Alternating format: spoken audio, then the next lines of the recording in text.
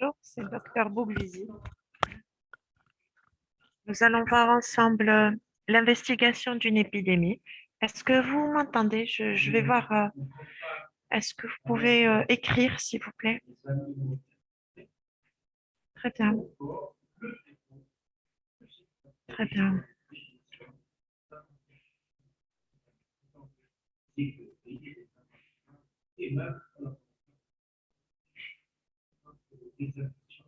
Le son est faible. Et là, est-ce que vous m'entendez?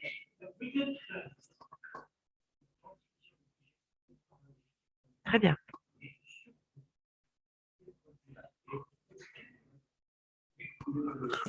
Alors, nous allons commencer. Donc, aujourd'hui, nous avons deux cours. Nous allons faire l'investigation d'une épidémie et nous allons voir la surveillance épidémiologique. Et on va commencer par l'investigation d'une épidémie.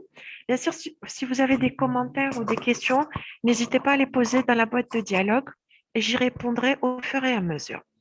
Alors, pour l'investigation d'une épidémie, c'est un cours synthétique. Il synthétise l'ensemble des notions que nous avons vues ensemble en épidémiologie. On va revenir sur les notions d'épidémiologie descriptive, d'épidémiologie analytique. On va tout revoir en même temps. D'accord? Donc, nous allons revenir sur des définitions. Donc, l'objectif de l'investigation d'une épidémie, c'est d'énumérer les motivations de l'investigation d'une épidémie et de décrire les étapes de l'investigation d'une épidémie. Donc, on va voir quelles sont les étapes que nous allons suivre pour investiguer une épidémie. Voilà. Je vais m'arrêter un moment. Est-ce que vous m'entendez? Est-ce que c'est clair? Est-ce que vous arrivez à suivre? Oui, oui. Éteignez vos micros, s'il vous plaît. Écrivez dans les boîtes de dialogue. Éteignez vos microphones et écrivez dans les boîtes de dialogue. C'est bien. Donc, on va continuer.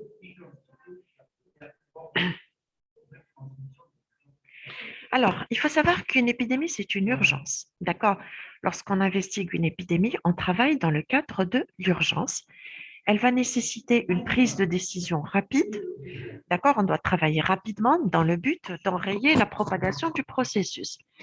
Ça va nécessiter une prise de décision rapide, une collecte rapide des données de bonne qualité, c'est-à-dire qu'on est sur terrain, on travaille rapidement, on va collecter de l'information, mais il faudrait que cette information soit de bonne qualité. Ce n'est pas parce qu'on travaille rapidement qu'on se permet d'avoir des informations de mauvaise qualité qui vont nous faire égarer notre raisonnement.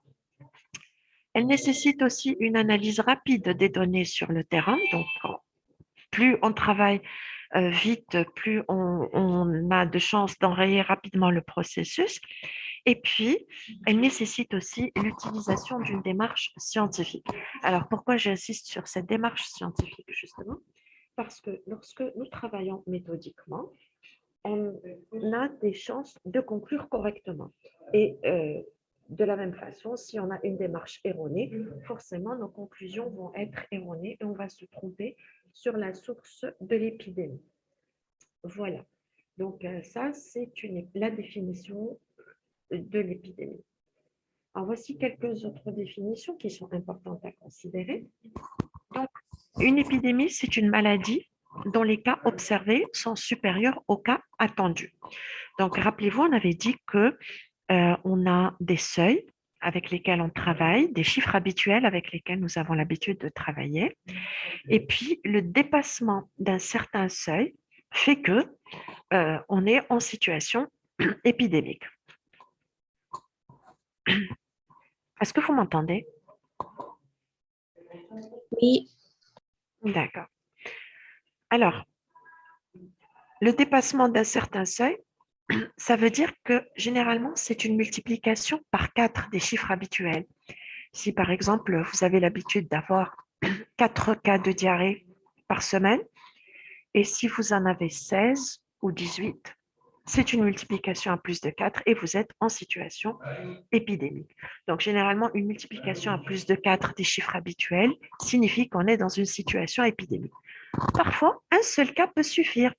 Une maladie qui a disparu depuis très longtemps, si on prend l'exemple de la poliomyélite qui n'existe pas, si nous avons un cas de poliomyélite, là, c'est une urgence et c'est une épidémie qu'il va falloir investiguer. Voilà pour la définition de l'épidémie. L'exception faite pour les toxi-infections alimentaires collectives, donc à partir de deux cas, deux, on parle d'une épidémie de toxi-infection alimentaire collective. Donc ça, c'est la définition de l'épidémie. Un épisode épidémique ou bouffée épidémique ou flambée épidémique, c'est lorsqu'on se réfère au temps. Donc, c'est une épidémie limitée dans le temps. Donc, lorsqu'on fait référence au temps, on parlera d'épisode épidémique. Par exemple, l'épisode épidémique du mois d'août 2010. Donc là, c'est lorsqu'on se réfère au temps. Par contre, lorsqu'on se réfère au lieu, on va parler de foyer épidémique. Donc, c'est lorsqu'il s'agit d'une épidémie limitée dans l'espace. L'éclosion épidémique, c'est le développement au stade initial de l'épidémie. Donc, l'éclosion épidémique, c'est une épidémie à son tout début. Voici des exemples d'épidémies. Généralement, quand on parle d'épidémie, ce sont les maladies infectieuses. Donc, on va lire les pathologies de la colonne de gauche, donc la listériose, la légionellose, la salmonellose, la méningite ou le choléra, ce sont des pathologies qui ont un potentiel épidémique. Mais il faut savoir que ce concept d'épidémie s'est élargi aux pathologies non transmissibles et qui peuvent être investiguées avec la même démarche que je vais vous exposer tout à l'heure. Nous avons par exemple la malnutrition sévère, les leucémies, les intoxications, les accidents ou les suicides sont des phénomènes collectifs qui peuvent être investigués de la même façon qu'une épidémie classique. Voici un exemple. C'est un agrégat de cas de cancer dans une école Franklin Roosevelt à Vincennes. Donc, ça s'est passé à Paris. C'était un épisode de leucémie. D'accord? C'était un excès de cas de leucémie qui était observé chez des enfants dans une école.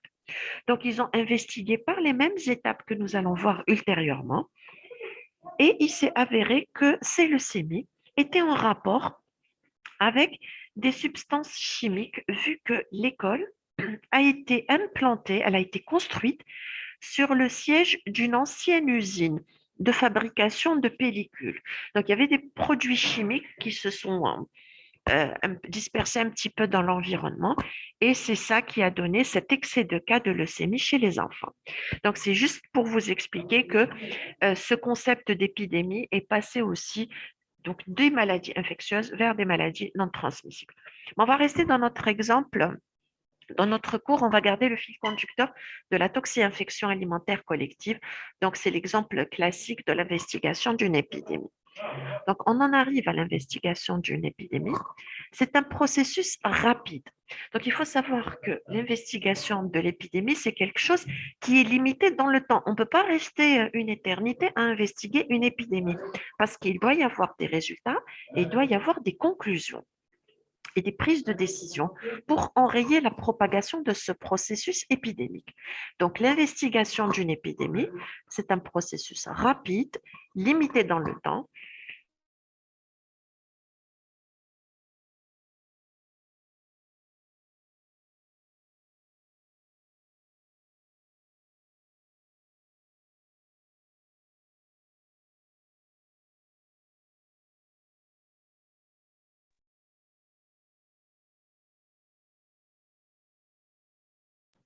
Pas de sang, madame.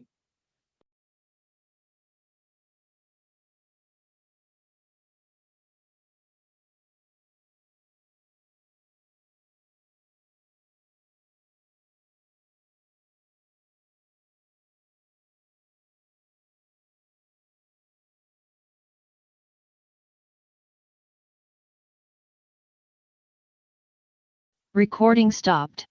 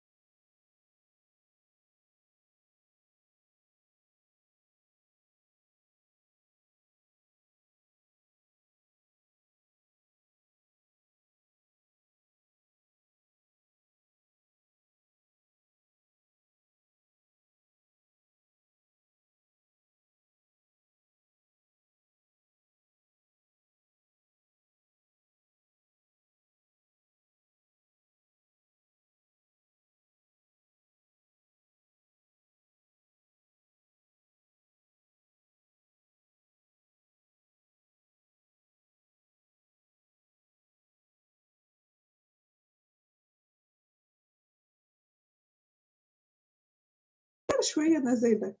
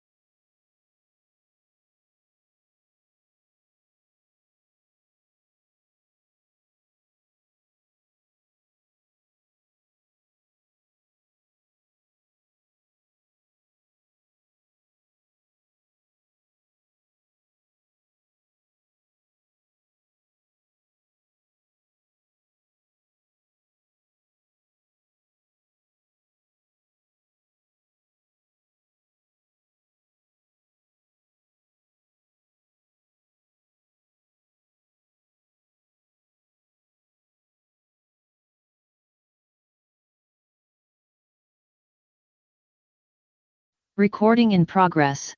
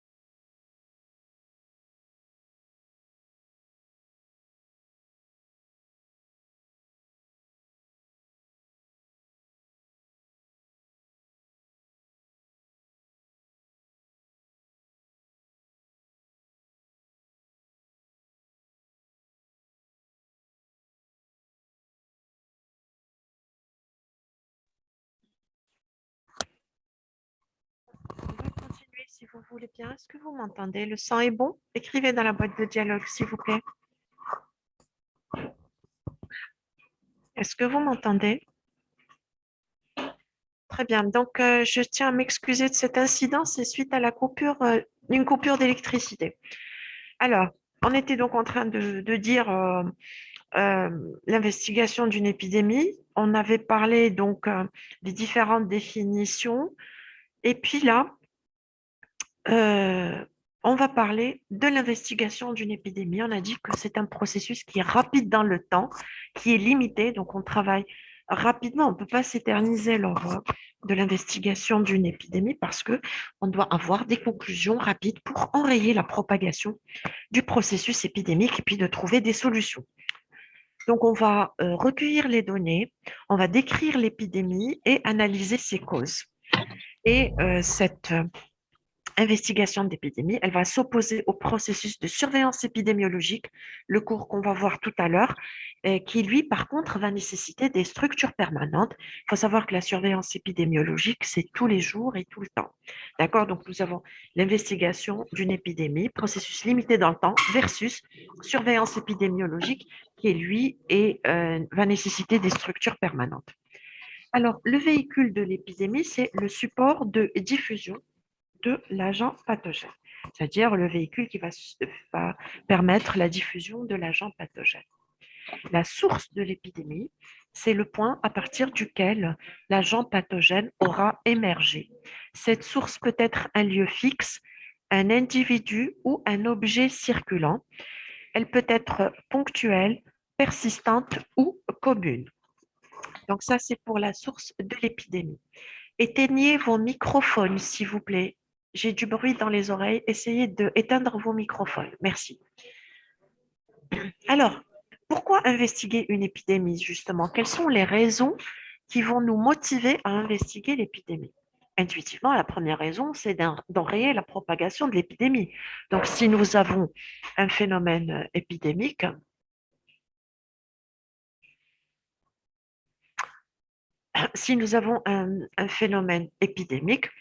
c'est notre objectif serait d'enrayer la propagation de ce phénomène.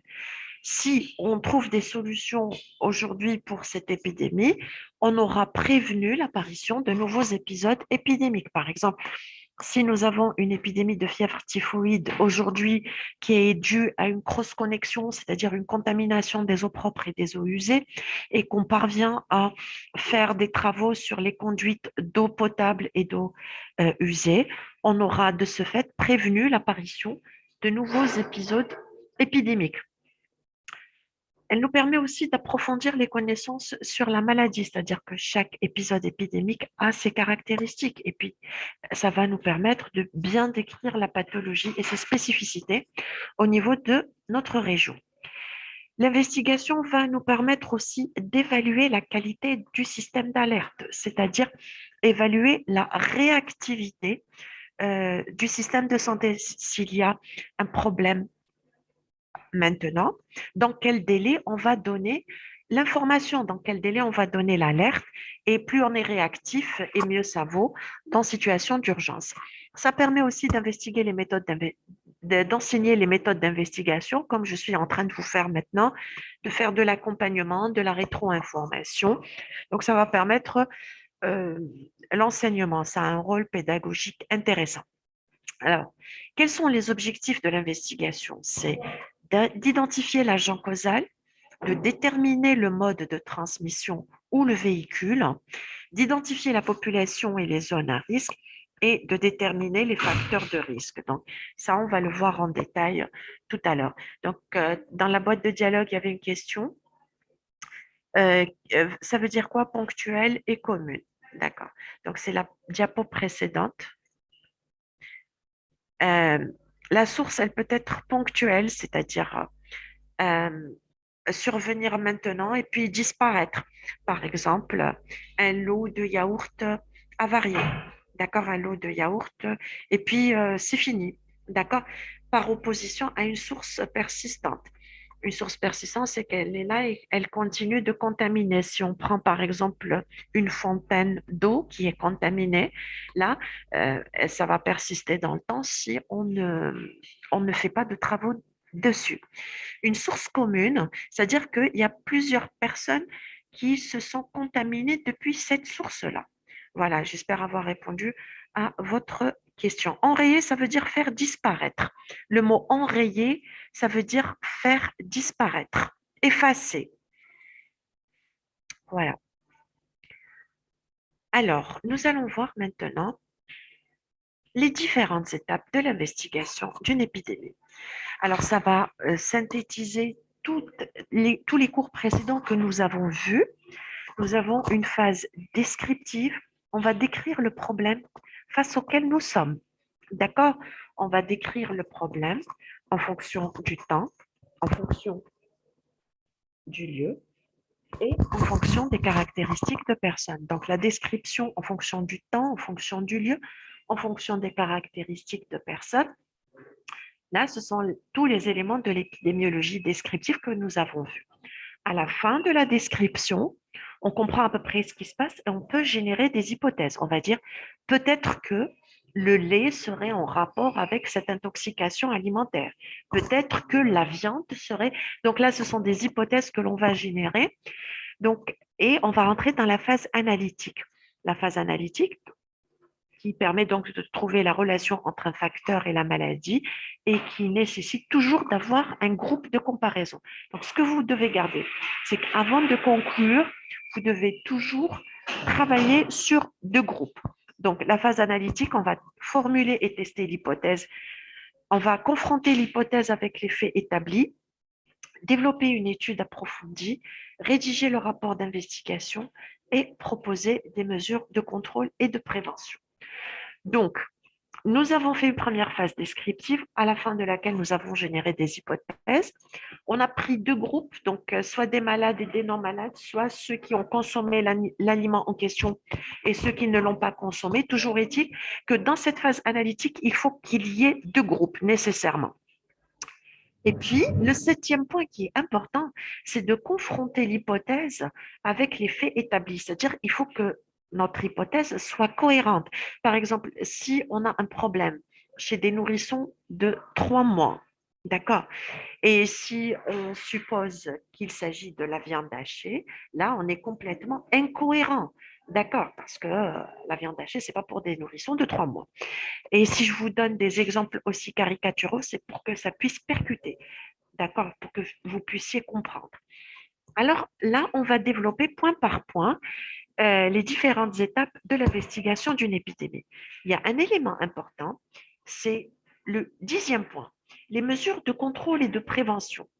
Si je l'ai mis ici à la fin du cours, c'est juste dans un but pédagogique. Mais concrètement, lorsqu'on suppose qu'il y a une épidémie, les mesures de contrôle et de prévention doivent être mises dès le début, c'est-à-dire dès qu'on suspecte quelque chose, on va mettre des mesures un peu larges et puis on va affiner nos mesures de contrôle et de prévention au fur et à mesure que nous avons des informations. Cette notion est très importante. Ces mesures de contrôle et de prévention, il ne faut pas attendre la fin de l'investigation pour les proposer, mais il faut essayer de les proposer dès le début pour enrayer au mieux euh, l'épisode descriptif, pour enrayer au mieux le phénomène épidémique. C'est très important de décrire un problème de santé, ça on l'a vu dans le cours de l'épidémie descriptive. On décrit ce qui se passe, face à quoi nous sommes. C'est d'où l'importance d'une phase descriptive avant tout travail. Donc, on va commencer par cette phase descriptive, justement, qui va nous permettre de comprendre ce qui se passe, face à quoi nous sommes. Donc, le premier point dans la phase descriptive, c'est qu'il faut affirmer l'existence de l'épidémie. Donc, une épidémie, on a dit tout à l'heure que c'est si pour une même période et une même population, le nombre de cas observés est supérieur au nombre de cas attendus.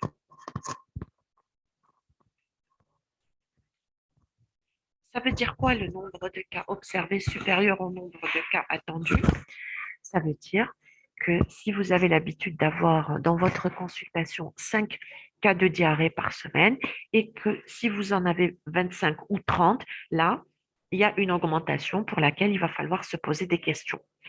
Pour connaître le nombre de cas attendus, on dispose soit des données de la surveillance épidémiologique, donc des données de routine qu'on a l'habitude d'avoir, et si on n'a pas de données de surveillance, on peut faire des enquêtes qui nous donnent des chiffres habituels avec lesquels on travaille. Si on fait par exemple des enquêtes sur les infections nosocomiales, on a une idée à peu près sur la prévalence des infections et quels sont les services les plus à risque. Mais ce sont des chiffres moyens. Et s'il y a dépassement de ces chiffres, ça veut dire que nous sommes face à un épisode épidémique. Maintenant, il y a un préalable à l'investigation de l'épidémie. On doit vérifier que cette augmentation des cas n'est pas due à un artefact. Le mot artefact, vous l'avez vu en radiologie, c'est-à-dire que c'est une fausse augmentation. Donc, il faut vérifier quand même que ce n'est pas une fausse augmentation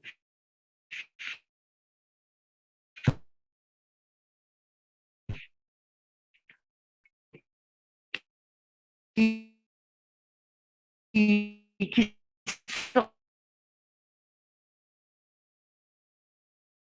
serait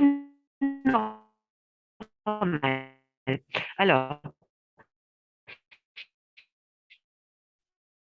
Quels sont les parce que les gens auraient eu la flemme de partir faire leurs analyses plus loin? Le premier point rejoint le deuxième, d'un nouveau système de surveillance ou de déclaration. Par exemple, si on a un pneumophysiologue dans une région, il va déclarer plus de cas de tuberculose. Ce n'est pas parce qu'il y en a plus suite à une épidémie, mais c'est juste qu'il les a mis en évidence plus facilement. Vous avez compris cette notion? Donc, l'acquisition de nouveaux moyens de diagnostic, d'un nouveau système de surveillance et de déclaration, ça se rejoint, d'accord? C'est juste qu'on va mettre en évidence plus facilement des cas qui existaient sans que ce soit pour autant une épidémie. Voilà. Le deuxième artefact auquel il faut faire attention, ce sont les variations saisonnières. Si on a par exemple une augmentation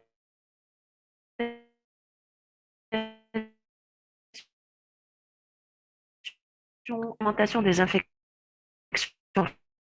respiratoires en hiver, c'est pas grave, c'est des augmentations saisonnières, des seuils particuliers, mais sinon,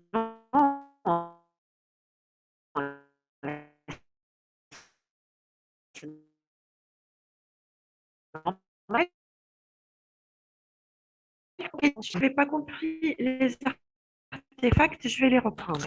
Les situations artefactuelles qui vont faire une fausse augmentation, un sentiment qu'il y a une épidémie alors que ce n'est pas une épidémie. Si vous avez un nouveau moyen de diagnostic, un nouveau laboratoire d'analyse médicale ou bien un nouveau scanner, par exemple, ou de l'imagerie, les gens vont y aller plus facilement et donc on va mettre en évidence beaucoup de nouveaux cas qui existaient, mais sans pour autant que ce soit une épidémie. C'est juste qu'ils sont mis en évidence grâce à ce nouveau moyen de diagnostic. De la même façon, s'il y a un nouveau système donné, par exemple, je prends l'exemple du pneumophysiologue qui vient travailler dans une commune X et qui va mettre en évidence des cas de tuberculose qui existaient. Donc, il va les déclarer davantage. Ça ne veut pas dire qu'il y a une épidémie, c'est juste qu'il les a mieux mis en évidence. Donc, c'est une fausse augmentation qui n'est pas en rapport avec une épidémie.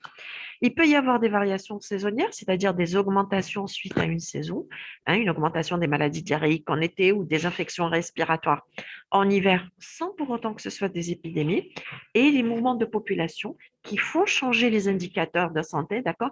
Les flux de migrants et les déplacés. Donc, il faut faire attention à ces aspects-là avant de dire qu'il s'agit d'une épidémie. Voilà pour les artefacts. Donc, ce sont des préalables auxquels il faut faire attention avant de s'alerter.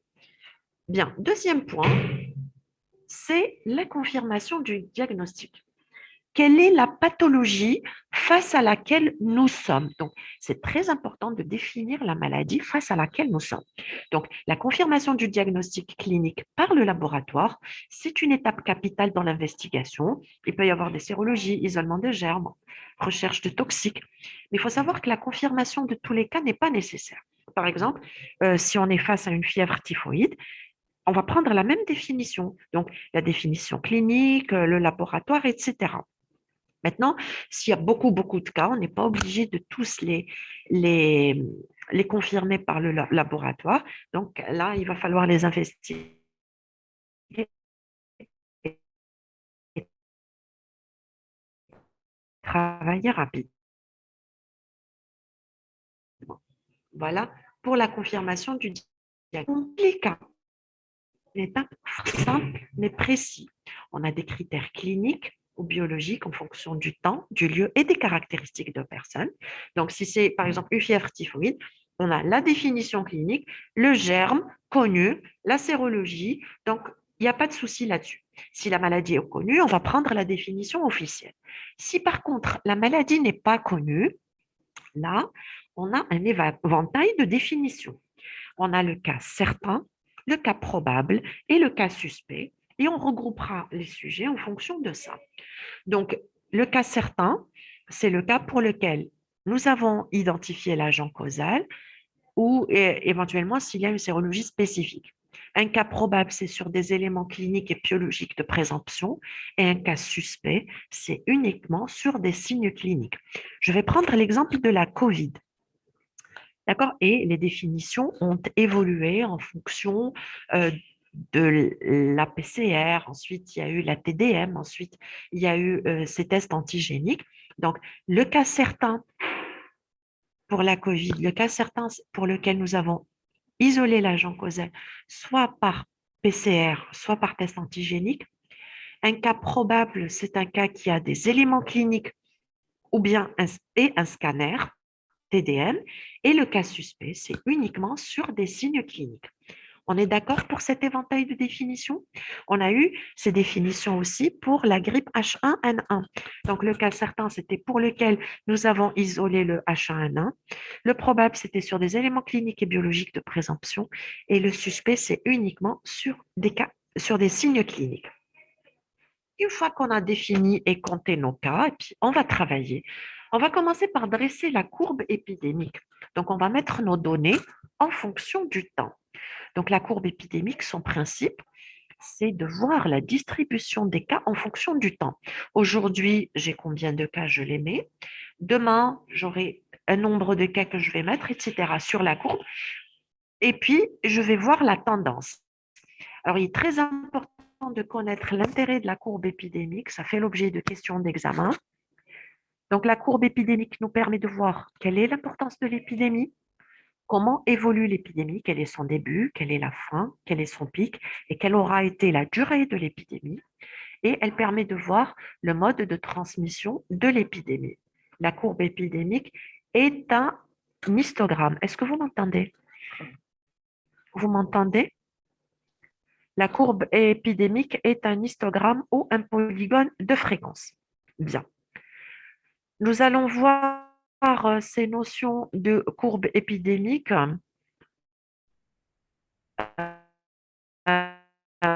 en fonction dans un graphique. Ça va mieux. Voici le premier exemple. Donc, on va prendre le premier exemple de gauche. C'est une courbe caractéristique de la toxi-infection alimentaire collective. C'est-à-dire que les gens, ils ont mangé un même repas au temps T. Vous voyez le curseur, ils ont mangé. Après des durées d'incubation variables d'un sujet à l'autre, on va enregistrer des cas. Donc, ils ont mangé, ils se sont tous intoxiqués, puis ça s'est arrêté, puisque le repas n'existe cas, le cas index. Très important, le cas index. Le premier jour, nous avons un cas. Le deuxième jour, nous avons 3 cas et puis ça augmente. D'accord? Donc ici, c'est la phase ascendante. Ici, nous avons le pic. Et puis là, nous avons la phase descendante. Automatiquement, si on prend l'épidémie ici, on va dire qu'on est dans la phase ascendante et nous n'avons pas encore atteint le pic. Lorsqu'on est là, lorsqu'on est ici, on dit qu'on est au pic, on va s'attendre à une décroissance. Et puis, si on est là, on dit qu'on est dans la phase descendante. Ici,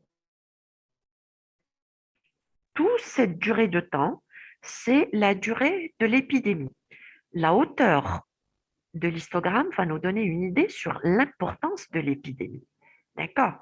Donc, vous voyez que la courbe épidémique, pouvoir matérialiser en fonction du temps, c'est la courbe épidémique et elle va nous donner des renseignements très intéressants sur l'épisode épidémique, son début, son pic, la fin, la durée de l'épidémie et la nature de l'épidémie. Ici, c'est une source commune persistante. C'est l'aspect caractéristique de l'épidémie de toxi-infection alimentaire collective. Je vous ai dit que les gens ont pris un repas commun au temps T. Après des durées d'incubation variables en fonction des individus, on va avoir une ascension et une décroissance. Un seul pic caractéristique donc de la source commune ponctuelle. On va voir le deuxième schéma, le deuxième histogramme. Il est caractéristique d'une source commune persistante. C'est-à-dire que si on voit la première allure, la première tendance, elle ressemble à la toxi-infection alimentaire avec une source commune. C'est juste que les sujets se sont intoxiqués, on a l'impression que c'est fini, et puis finalement, c'est pas terminé parce que la source persiste encore. D'accord? Si c'est un lot de yaourts, ça veut dire que les yaourts détériorés n'ont pas été retirés du marché, les gens se sont recontaminés et puis ils se recontaminent une troisième fois. Ça va persister jusqu'à la suppression du produit qui aura provoqué l'intoxication. Si c'est une fontaine contaminée, ça va être la même chose. Les gens, ils boivent, ils se contaminent, ils reboivent, ils se recontaminent, etc. Donc, l'allure est donnée grâce à ce polygone de fréquence. On a une troisième image intéressante aussi. Eh ben, on ne l'a pas, mais c'est pas grave. Donc ça, c'est la, voilà, la voici. La transmission de, par exemple. Donc là, nous avons notre cas index, d'accord, qui va contaminer un premier groupe de personnes. Ce premier groupe vont contaminer un deuxième groupe de personnes qui, eux, vont contaminer un groupe encore plus grand. Ça va augmenter par vague jusqu'à obtention d'une immunité collective et puis ça va chuter. Voilà l'intérêt de la courbe épidémique. Elle renseigne sur l'importance de l'épidémie, on l'a vu, la hauteur, l'évolution de l'épidémie, le début, la fin, le pic et la durée, et le mode de transmission, on a vu la source commune ponctuelle, la source commune lorsqu'elle persiste, et la transmission de personne à personne, comme dans les épidémies de rougeole. Est-ce que c'est clair? On continue.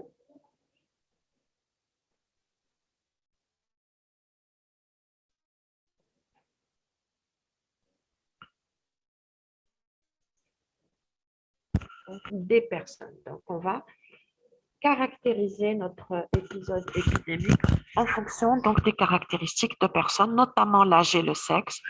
On peut faire aussi selon la profession, le statut socio-économique. Ça va nous permettre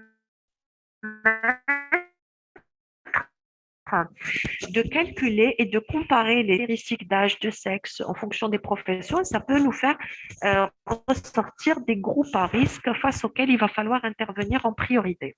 Rappelez-vous que le taux d'attaque est un taux d'incidence, c'est-à-dire le nombre de nouveaux cas rapporté à ma population. Donc, les caractéristiques de personnes sont représentées par des diagrammes en barre. Voilà, on l'a déjà vu lors du cours de l'épidémiologie descriptive. Et nous avons des taux d'attaque éclatés par âge et par sexe. Donc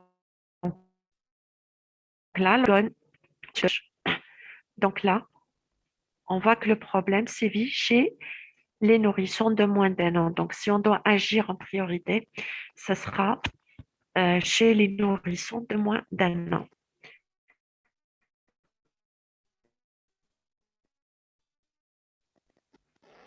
Ensuite, la détermination des zones à risque. Donc,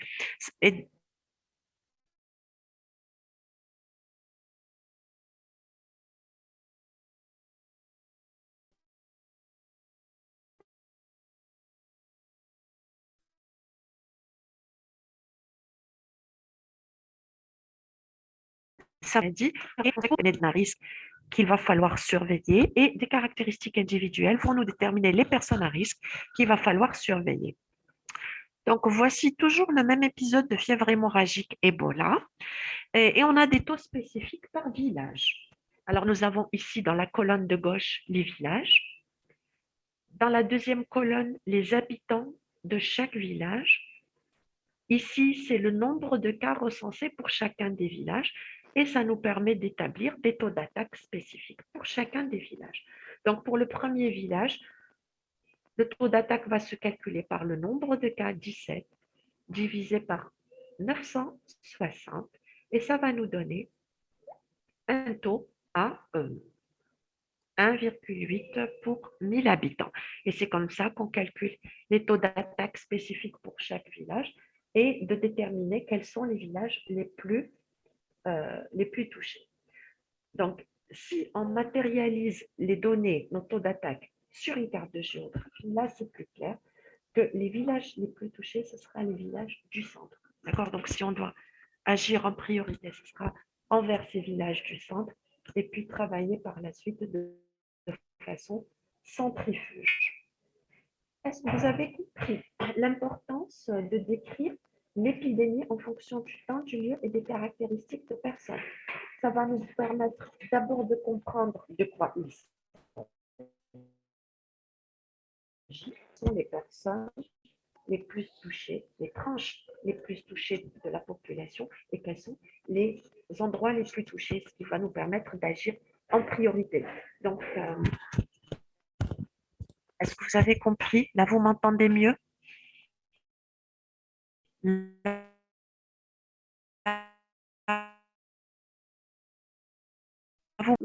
D'accord. Les dynamiques en fonction du temps, du lieu et des caractéristiques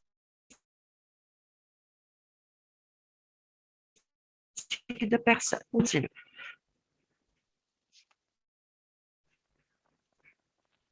Le cours de l'investigation d'une épidémie est un cours très important. Donc, à la fin de notre phase descriptive, on va formuler des hypothèses. Donc, on va dire peut-être que le fromage serait la cause de l'intoxication, peut-être que c'est le lait, etc. Donc, on va formuler l'hypothèse qui va expliquer l'épidémie à partir des informations de la phase descriptive et de ce qu'on a en matière de connaissances. Comme je vous disais, si on est face à des enfants, des bébés de 3 mois, on ne va pas suspecter la viande hachée ou autre chose. D'accord? Donc, on va rester cohérent. Et puis, on va tester l'hypothèse par une approche de cohorte ou bien une approche cas témoin. C'est-à-dire qu'une fois qu'on a l'hypothèse, on va travailler sur notre groupe et puis lui prendre un groupe témoin, c'est-à-dire un groupe qui va nous servir de base de comparaison. Là, je vais vous demander d'être un petit peu concentré parce que c'est la partie la plus difficile du cours. L'idée, c'est d'avoir un groupe qui va nous servir de base de comparaison. On est d'accord? On ne va pas travailler sur ce groupe, un seul groupe. Ah tiens, ils ont mangé ce repas, et ben c'est bon, c'est le repas qui est en question. Non, il va nous falloir un groupe témoin. Soit qu'on va partir des sujets non exposés, c'est-à-dire des sujets qui n'ont pas pris le repas et on va voir, comparer. Soit qu'on va prendre des malades et des non-malades et interroger chacun sur ce qu'il a mangé, sur ce qu'il n'a pas mangé pour pouvoir conclure ensuite. Est-ce que c'est clair qu'il est important d'avoir un groupe qui va nous servir de base de comparaison? Donc, on travaille sur 2 groupes. On va voir les 2 approches. La première approche, c'est l'approche de cohorte. Rappelez-vous, lorsque vous avez fait l'enquête de cohorte, votre point de départ était l'exposition. D'accord? Vous choisissiez les sujets sur la base de leur exposition aux facteurs, c'est-à-dire vous prenez des fumeurs, vous prenez des non-fumeurs et vous les suivez dans le temps et vous voyez dans lequel des 2 groupes il y a le plus de cancer bronchique. Ça, c'est l'enquête de cohorte classique. Ici, on est face à une épidémie de toxi-infection alimentaire collective. La maladie est déjà là. On va prendre juste une approche de cohorte. C'est-à-dire qu'on va prendre le même point de départ. On va voir qui a mangé le repas, qui n'a pas mangé, et on va voir dans lequel des 2 groupes qui est malade, qui n'est pas malade. Donc, ça, c'est l'approche de cohorte. Elle va nous permettre de calculer les taux d'attaque chez les sujets qui ont mangé le repas et chez les sujets qui n'ont pas mangé le repas. Donc, le facteur à incriminer est celui pour lequel la différence des taux d'attaque.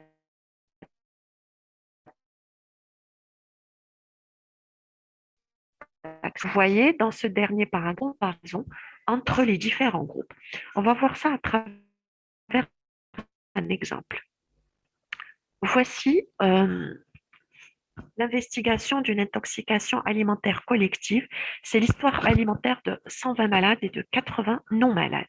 Donc, c'est un petit peu un tri à plat, c'est un brouillon de tous les patients qui ont participé au repas. Et là, on a 3 aliments qu'on a suspectés. On a le sandwich, on a la crème et on a le lait. On a des malades, on a des non-malades. Et puis, voici les différents résultats. Donc, pour le sandwich, en fait, on a 86 malades qui l'ont mangé, 30 malades qui ne l'ont pas mangé et 4 dont le statut est inconnu, c'est-à-dire qu'ils ne veulent pas répondre ou là, ils ont oublié. D'accord? Et puis, parmi les non-malades, nous avons 67 personnes qui ont consommé le sandwich, 10 qui ne l'ont pas consommé et 3 qui n'ont pas voulu répondre ou qui ont oublié. Donc là, c'est un tri à plat. Là, c'est un tri à plat des différents patients. Donc là, c'est un brouillon. On va choisir si on fait une approche de cohorte ou bien si on fait une approche cas témoin. Vous devez savoir que quelle que soit l'approche qu'on prend, les conclusions doivent être les mêmes. D'accord? On va commencer par l'approche de cohorte, c'est-à-dire qu'on va partir de sujets qui ont consommé l'aliment et d'autres qui n'ont pas consommé l'aliment en question. Et puis, on va voir. Donc, pour le sandwich, sur 153 personnes qui l'ont consommé, on a eu 86 qui sont tombés malades, 56%. Pour la crème, sur un total de 88 personnes qui ont mangé la crème, il y a eu 48 personnes qui sont tombées malades, soit un taux d'attaque de 54%. Pour le lait, sur un total de 132 patients qui ont consommé le lait, on a eu 108 personnes qui sont tombées malades, soit un taux d'attaque de 81%. Cette partie seulement du tableau est insuffisante pour conclure. Il va nous falloir la deuxième partie qui va nous servir de base de comparaison. On va raisonner chez les sujets qui n'ont pas consommé, donc les non exposés, et on va raisonner de la même façon. Donc, sur 40 personnes qui n'ont pas pris le sandwich, il y a eu quand même 30 personnes malades. Sur les 108 personnes qui n'ont pas consommé la crème, il y a eu quand même 70 malades.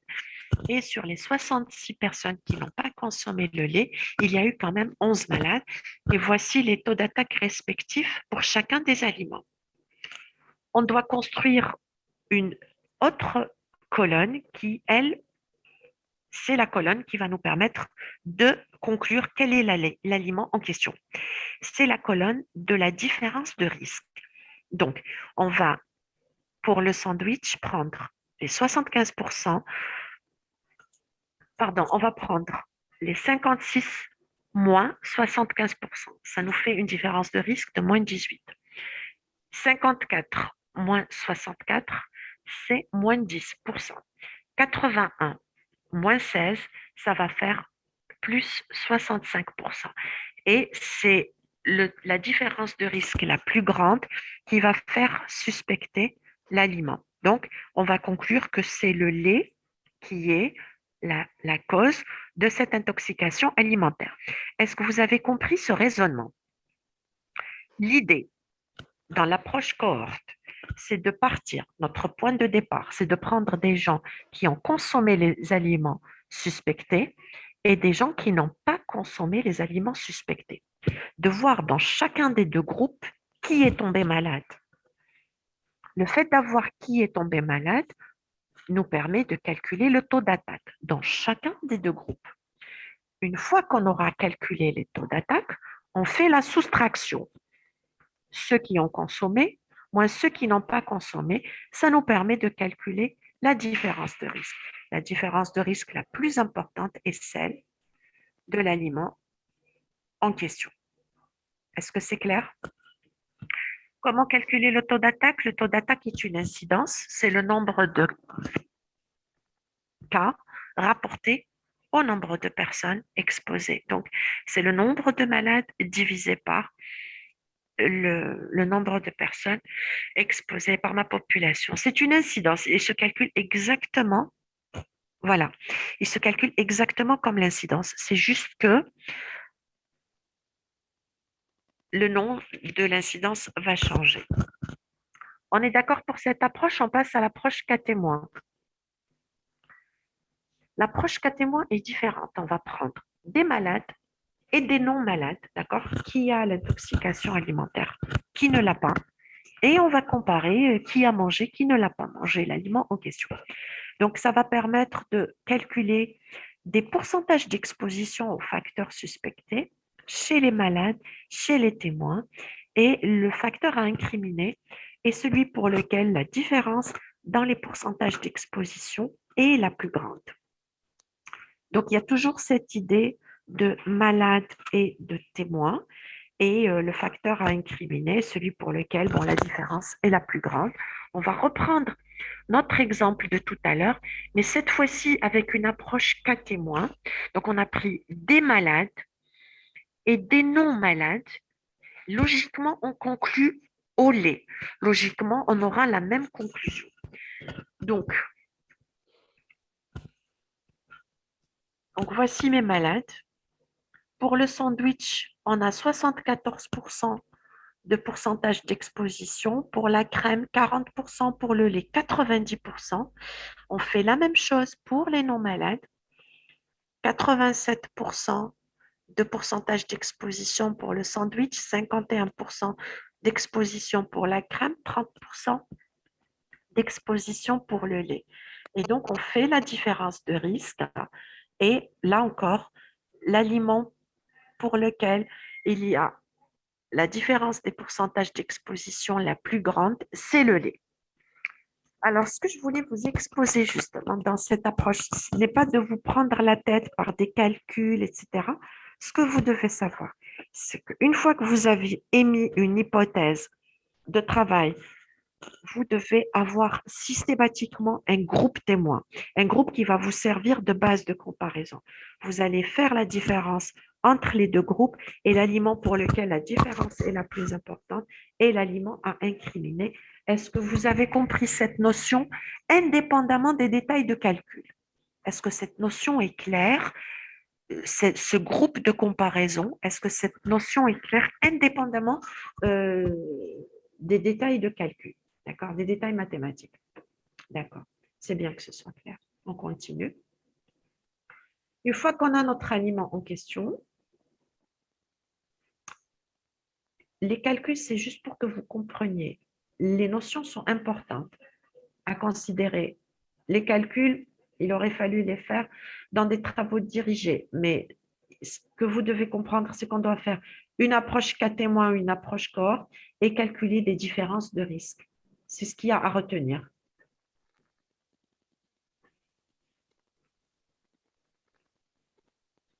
On doit confronter l'hypothèse retenue avec les faits établis.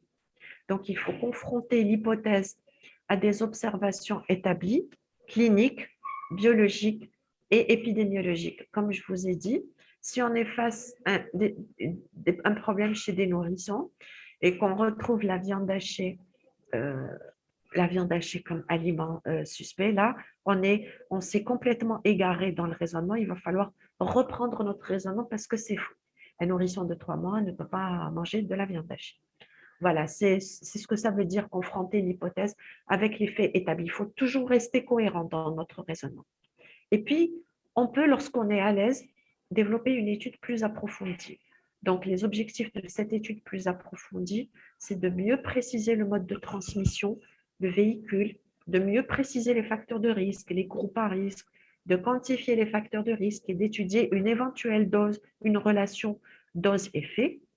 Alors, le principe de l'étude approfondie, c'est de vraiment rechercher tous les cas, d'élargir les groupes témoins. Ce genre de choses, on les fait quand on est vraiment à l'aise, quand on a vraiment enlevé l'urgence. On va recenser tous les cas, on va prendre un maximum de témoins et puis on va essayer de vraiment décortiquer l'épisode épidémique et rechercher d'éventuelles relations dose-effet. Alors, oui, la question est intéressante. Quand est-ce qu'on fait l'approche cas témoin et quand est-ce qu'on fait l'approche corps? En fait, c'est comme on veut. quand on investigue une épidémie, on choisit l'approche qui nous paraît la plus simple. Soit qu'on prend des malades et qu'on leur associe des non-malades, soit qu'on prend ceux qui ont mangé, ceux qui n'en ont pas mangé. C'est à nous de choisir. L'essentiel seulement, c'est d'avoir un groupe qui va nous servir de base de comparaison. C'est ça le point le plus important. D'accord? Mais l'approche la plus facile. Alors, comment on met un malade dans le groupe qui n'ont pas consommé ce...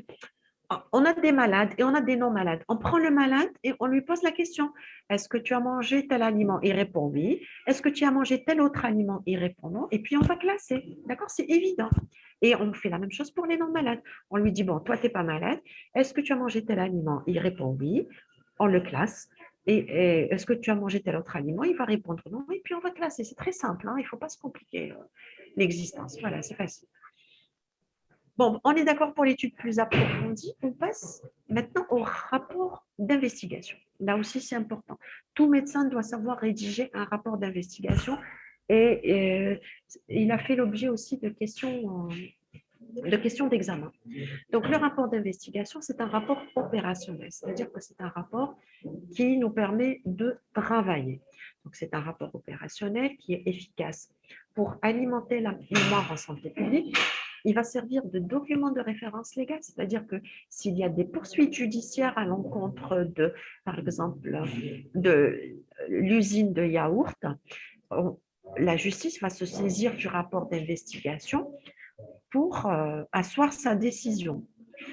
Et il permet de enseigner l'épidémie comme ce que je suis en train de vous faire maintenant. Alors, que doit contenir le rapport d'investigation, justement? Ça fait souvent l'objet de questions d'examen.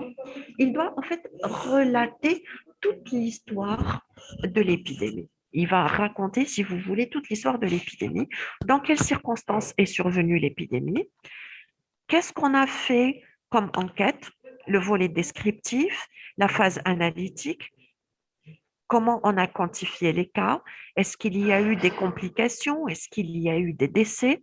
On va décrire l'épidémie en fonction du temps, en fonction du lieu, en fonction des caractéristiques de personnes. Est-ce qu'on a fait des enquêtes étiologiques? On va décrire les groupes témoins. Est-ce qu'on a fait des analyses biologiques? Quelles ont été les conclusions? Et quelles ont été les mesures de contrôle et de prévention qui ont été préconisées à la suite de cette épidémie? Donc, le rapport d'investigation va relater toute l'histoire de l'épidémie. Il faut savoir que c'est un document médico-légal. Bien. Maintenant, les mesures de contrôle et de prévention. Comme je vous disais, les mesures de contrôle et de prévention ne doivent pas être laissées à la fin de l'investigation. On doit les proposer au fur et à mesure qu'on a des idées claires sur le problème. Donc, quelques règles pour les mesures de contrôle et de prévention. Il ne faut pas attendre la fin de l'investigation pour les proposer. On donne des mesures générales au début, puis on donne des mesures spécifiques selon le résultat. D'accord? On va être un peu généraux au début, c'est normal. On ne comprend pas très bien ce qui se passe, mais plus on affine nos résultats, plus on aura des mesures plus spécifiques et plus adéquates. Voici quelques exemples de mesures de prévention et de contrôle. Alors, pour la source, si c'est de l'eau, il faut chlorer la source, il faut javeliser. Si c'est une transmission, il faut faire des mesures d'hygiène, il faut assurer l'assainissement. Si c'est un produit, du yaourt, des œufs, tout ça, il faut retirer le produit causal. Si c'est une épidémie de rougeole, par exemple, ou de méningite, il faut vacciner, faire de la chimioprophylaxie. Donc, il faut affiner les mesures en fonction de la pathologie.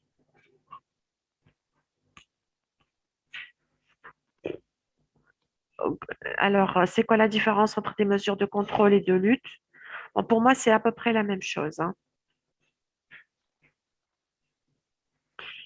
Alors, la note de conclusion de ce cours, l'investigation d'une épidémie doit permettre d'identifier la source et le véhicule et de proposer des solutions aux problèmes. Donc là, dans la situation idéale, c'est d'identifier la source et de proposer des solutions aux problèmes. Maintenant, Il arrive des fois où on n'identifie pas la source, on ne retrouve pas le véhicule. Alors là, il va falloir identifier les groupes et les zones à risque et orienter des mesures de contrôle et de prévention. Même si on ne trouve pas, on essaye de travailler au mieux et de la manière la plus précise possible. Voilà pour le cours de l'investigation. Est-ce que vous avez des questions sur ce cours? Parce que c'est un cours qui est très important. Est-ce que vous avez des questions avant de passer au cours de la surveillance épidémiologique? Les points à retenir, ce sont les différentes phases, notamment les phases descriptives et leur importance. Donc, matérialiser en fonction de la courbe épidémique, faire des cartes de géographie pour les zones à risque, les hypothèses de travail, comment les vérifier, comment les confirmer ou les infirmer avec des groupes témoins, et puis rédiger le rapport d'enquête et proposer des mesures de lutte et de prévention sans attendre. Alors, pour le taux d'attaque, comment on le calcule? Alors, le taux d'attaque, sachez qu'il se calcule exactement comme une incidence. L'incidence, c'est le nombre de malades rapportés à ma population. Donc, si on prend ma population totale, c'est ceux qui ont pris le sandwich, on la considère comme étant une population totale. On va prendre le nombre de malades, 86, sur ma population, et ça va faire 56%. C'est une incidence, c'est juste que son nom va changer en situation d'épidémie, il s'appellera taux d'attaque. Voilà, exactement, 86 sur 50. Est-ce qu'il y a d'autres questions? Les questions sur l'artefact. Oui, vous savez ce que c'est qu'un artefact en radiologie. D'accord? C'est quelque chose qui va vous fausser l'image. Là aussi, les augmentations, ces fausses augmentations vont nous fausser notre raisonnement. On va peut-être se dire qu'il s'agit d'une épidémie, alors qu'en réalité, ça ne l'est pas. Donc, il faut se méfier des fausses augmentations. Si vous avez un nouveau moyen de diagnostic ou un nouveau système de surveillance, si on déclare régulièrement mieux, si on a un laboratoire qui déclare, là, vous allez avoir automatiquement une augmentation du nombre de cas, mais ce n'est pas une épidémie, c'est une situation normale, c'est juste qu'on l'a mieux objectivé. Je vais vous donner un exemple. On prend le registre de cancer de la wilaya de Sétif. C'est un registre qui existe depuis les années 80. Le registre de cancer de la wilaya de Sétif a l'avantage de recenser tous les cas. Quand je vous dis tous les cas, c'est tous les cas de cancer de la wilaya de Sétif. Mais si on voit sur le plan national, on va dire que Sétif, c'est la wilaya où il y a le plus de cancers. En réalité, c'est non. Il y a des cancers un peu partout en Algérie. C'est juste que Sétif les recense mieux. Vous avez compris cette notion? C'est juste qu'ils sont mieux notifiés. On a l'impression qu'il y en a beaucoup. Mais en fait, ils sont juste mieux recensés. Tous les cas, ils sont dans l'exhaustif. D'accord? Et ça ne doit pas fausser notre raisonnement. Les variations saisonnières, donc on a une augmentation des maladies diarrhéiques en été, des infections respiratoires en hiver. Ça a toujours existé, sans pour autant que ce soit une épidémie. Et puis, il y a les mouvements de population, les déplacements de population dans les guerres, les inondations, etc. Ça fait bouger les populations et ça fait changer le profil épidémiologique d'une région sans pour autant que ce soit une épidémie. Donc là, il faut se méfier des artefacts qui vont vous fausser votre raisonnement et déclarer à tort une épidémie alors que c'est une situation normale. Voilà pour les artefacts. Est-ce que c'est clair?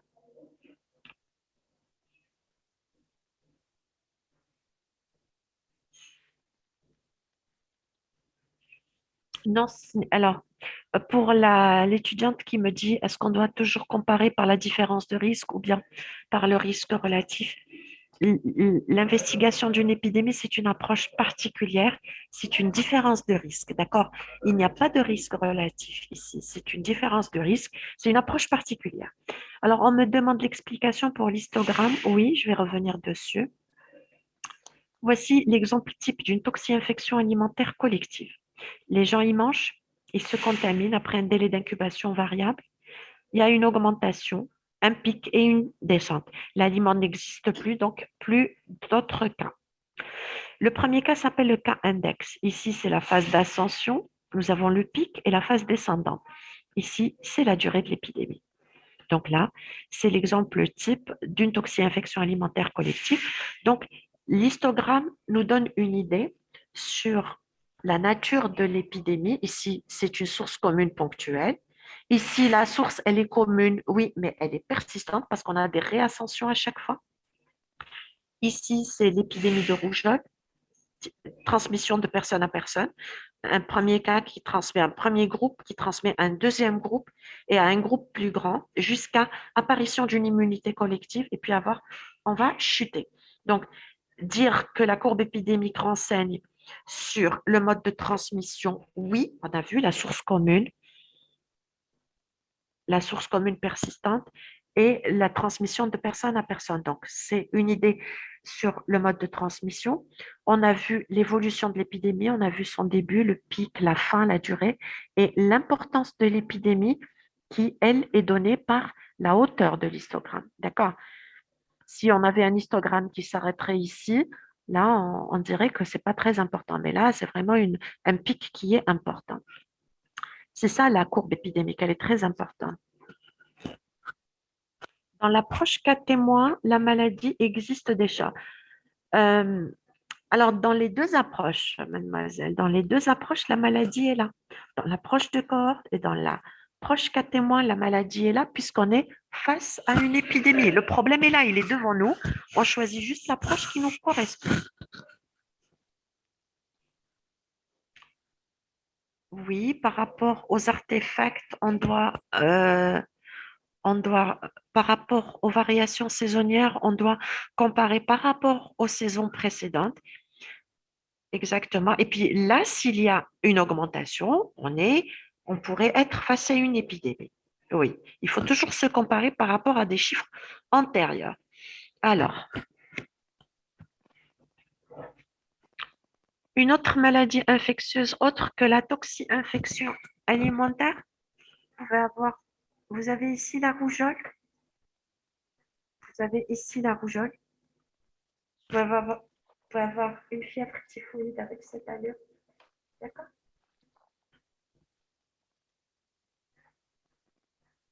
Mais je ne vais pas m'égarer dans les maladies non transmissibles parce que l'approche est un peu compliquée pour vous.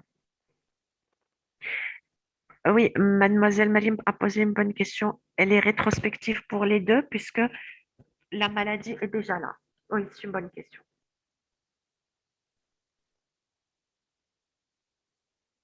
Est-ce que si on fait une approche cohorte et une approche cas témoin pour une même épidémie, on obtient exactement les mêmes différences de risque? Les deux approches doivent conclure à la même chose, sinon il y a une erreur. Vous avez vu dans l'exemple, on a conclu au même aliment. Sinon, il y a une erreur dans la démarche. Sur quelle base on choisit l'enquête de cohorte ou l'enquête cas témoin? Ça, je l'ai dit, c'est nous qui choisissons l'approche la plus facile pour nous. Personnellement, je partirais sur une cas témoin. Parce que si on fait une approche cohorte et une approche cas témoin pour une même épidémie, on obtient les mêmes résultats. Si on ne connaît pas le nombre exact de personnes qui ont consommé, est-ce qu'on peut faire... alors, si on n'a pas les chiffres exacts, on travaille quand même avec ce qu'on a. D'accord? L'essentiel, c'est d'essayer d'enrayer efficacement le problème. D'accord? Parce que les gens, qu'est-ce qu'ils attendent de nous? Ils n'attendent pas une approche cas témoin, une approche de cohorte ou des chiffres, etc. Ils attendent des solutions concrètes. Et s'il y a une épidémie de fièvre typhoïde, ils aimeraient bien que ça s'arrête. S'il y a une épidémie d'hépatite A dans une école, les parents, ils aimeraient bien que ça s'arrête. Donc, même si on n'a pas toutes les données, tous les chiffres, c'est bien de travailler avec ce qu'on a, mais de travailler efficacement. Est-ce que j'ai répondu à vos questions? Est-ce qu'on peut avancer sur le cours de la surveillance épidémiologique? C'est le cours de Dr Bachtarzi. Et c'est un cours qui est très important. Est-ce qu'on peut enchaîner? Oui, d'accord. D'accord, on va essayer d'enchaîner sur la surveillance épidémiologique.